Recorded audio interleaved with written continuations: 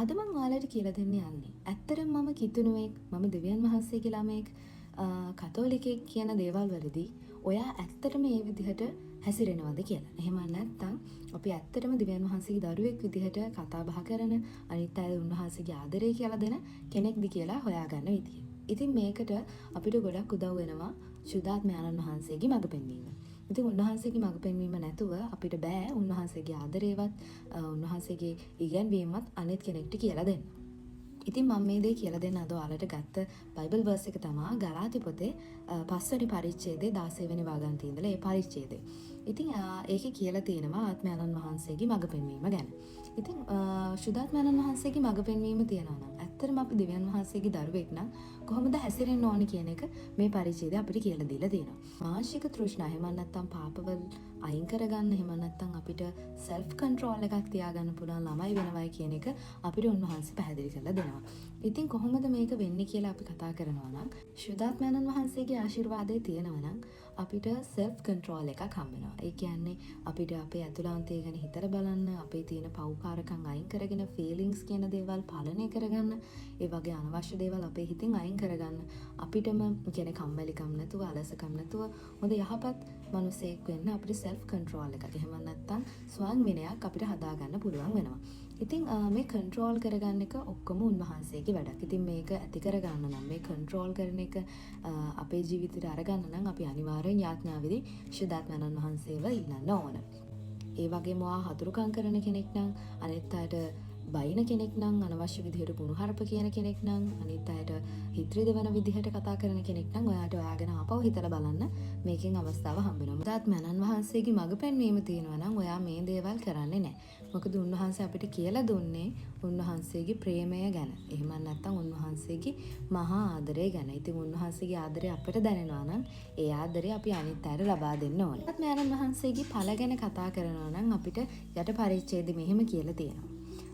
ආත්මයන්න් වහන්සේ කරන කොටගෙන ඇතිවන ප්‍රතිඵල නම් ප්‍රේමය, ප්‍රීතිය, සාමය, ඉවසීම, කරුණාව, යහපත්කම, විශ්වාසවන්තකම, මෘදුකම හා ආත්ම දමනය යන මේවා.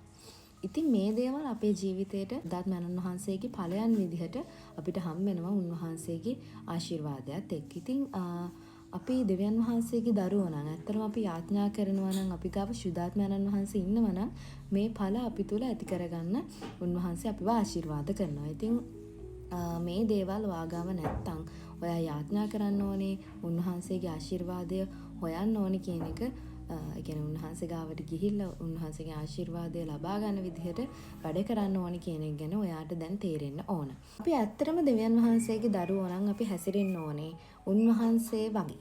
ඒ කියන්නේ ජේසුස් වහන්සේව අනිත් කෙනෙක්ට පිළිඹු වෙන විදිහට.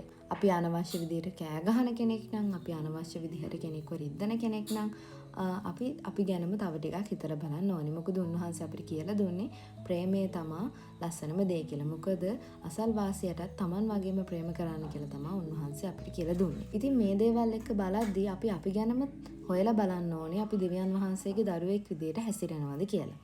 ඉතින් අපි කිතුණුවෙක් කියලා කිව්වට මදි අපි කතා කරන විදිහෙන්, අපි හැසිරෙන විදිහෙන් අනිත් අයට අපි ඇතුළාන්ත එහෙම නැත්නම් අපි ගාව ජේසු ඉන්නවද නැද්ද කියන එක හොයාගන්න පුළුවන් නිසා. අපේ ආදරයෙන්, අපේ කරුණාවෙන්, අපි හැසිරෙන විදිහෙන් කෙනෙක්ට ජේසුව දෙන්න පුළුවන් කියන එක දැන් ඔයාලට තේරුම් ගන්න ඕන. ඉතින් අපි හැසිරෙන විදිහදී, අපි කතා කරන දේවල් වලදී උන්වහන්සේව අනිත් අයට දෙන්න පුළුවන් වෙන විදිහට අපි හැසිරෙන්න කරන්න ඕන. මොකද උන්වහන්සේගේ ආදරයෙන් හින්දා තමයි කියන්නේ උන්වහන්සේගේ ආදරයෙන් හින්දා තමයි අපිත් අපේ ජීවිත වෙනස් කරගෙන තියෙන්නේ. ඉතින් අනිත් කෙනෙක්ගේ ජීවිතේ වෙනස් කරන්න, අනිත් කෙනෙක්ට ජේසු ගැන කියලා දෙන විදිහට, එහෙම නැත්නම් අනිත් අය ස්වර්ග රාජ්‍යයට යන්න පුළුවන් වෙන විදිහට, උන්වහන්සේගේ දූතයෙක් වෙන විදිහට හැසිරෙන්න කරන්න, කතා කරන්න, අනිත් අයගේ ජීවිතවලට ලස්සන ආදර්ශයක් වෙන්න කිතුණුවෙක් විදිහට අපිට පුළුවන් වෙන්න ඕනේ. ඒක තමයි අපේ කිතුණු දරුවෙක්ගේ වගකීම වෙන්නේ. ඉතින් ඇත්තටම උන්වහන්සේගේ දරුවෝ කියන විදිහට හැසිරෙන විදිහට අපි ජීවිත හදාගමු. අපේ තියෙන අඩුපාඩු උන්වහන්සේට පෙන්නලා අපි උන්වහන්සේගේ ආශිර්වාදය ඉල්ලගමු, ශුද්ධාත්මයන්න් වහන්සේව ඉල්ලගමු අපේ ජීවිත හදාගන්න. උන්වහන්සේට ප්‍රිය දරුවෙක් වෙන්න අපි හැමෝම උත්සාහ කරමු. එහෙනම් ඔයාලා හැමෝටම ජේසු පිහිටයි. අමතක කරන්න එපා. ජේසු ආට ගොඩක් ආදරේ.